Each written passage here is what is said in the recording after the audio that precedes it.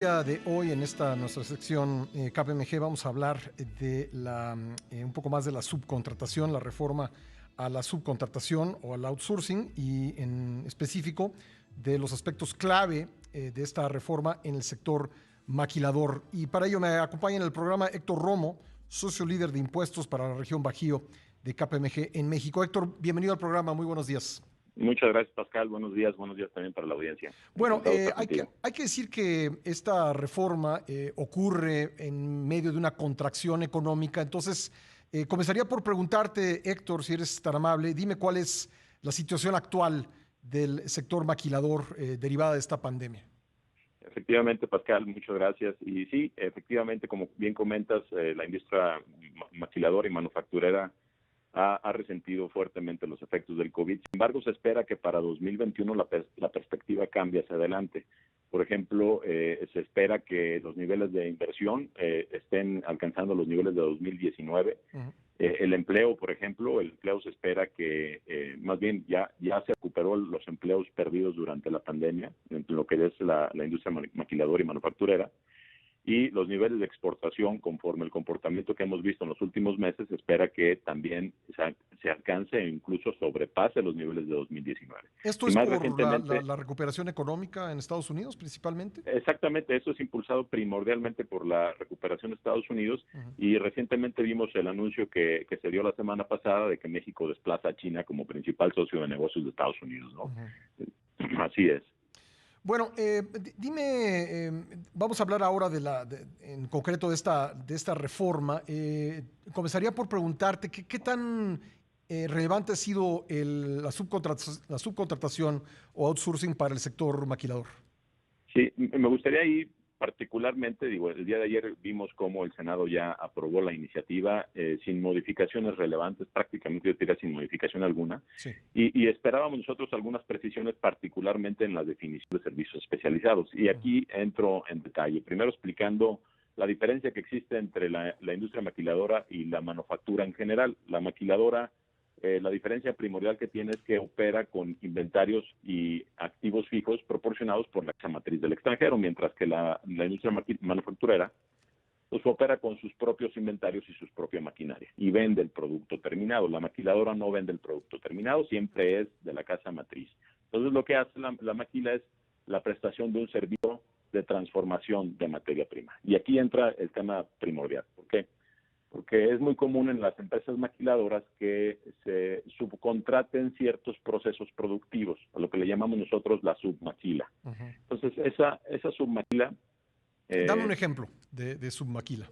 por ejemplo, sí, eso es lo que iba a darte, es, Ajá. por ejemplo, la submaquila recibe la materia prima de la maquiladora y hay que hacerle algunos procesos adicionales. Por ejemplo, algún proceso térmico, alguna Uh-huh. materia prima, algún corte, alguna limpieza, o le haces 3 hoyitos a la pieza y luego se la regresan De a la acuerdo. maquiladora para que la maquiladora termine el proceso productivo Uh-huh. en un producto terminado. Eso en general es lo que se conoce como una submaquila, ¿no? Entonces, en el contexto de la definición de servicio especializado, lo que genera mucho ruido es que tenemos una definición residual de servicio especializado. Y llamamos residual a una definición que no define en sí mismo el concepto o el término, sino Uh-huh. que lo define por diferencia.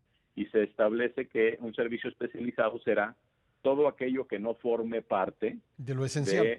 de, del ingreso preponderante o de Uh-huh. la actividad preponderante de la empresa De o de acuerdo. su objeto social. Uh-huh. Lo cual es Entonces, muy amplio, ¿no? lo cual es muy amplio, exactamente. Entonces, eso es muy relevante en el servicio de submaquila. ¿Por qué? Porque si decimos que forma parte de esta iniciativa o de este concepto residual, eh, entonces la maquiladora va a tener un efecto muy importante porque lo volvería incluso hasta inviable en ciertos casos por el Uh-huh. nivel de inversión que requerirían esos procesos adicionales que terciariza la maquiladora con un especialista, porque es de tal magnitud en algunos casos la especialización del servicio o bien la inversión es de tal manera que harían viable ese proceso productivo adicional dentro Uh-huh. de la maquila, ¿no?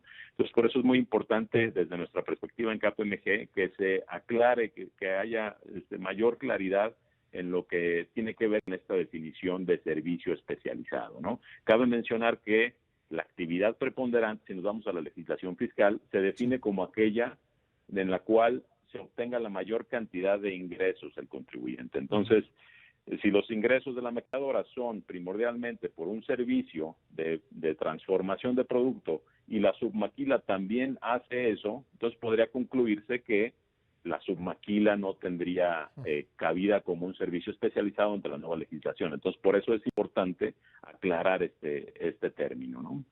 Adicionalmente, me gustaría nada más apuntar que otro de los temas muy importantes para el sector maquilador es, por ejemplo, en aquellos grupos en el que se compongan de empresas manufactureras, maquiladoras, por ejemplo, y empresas distribuidoras.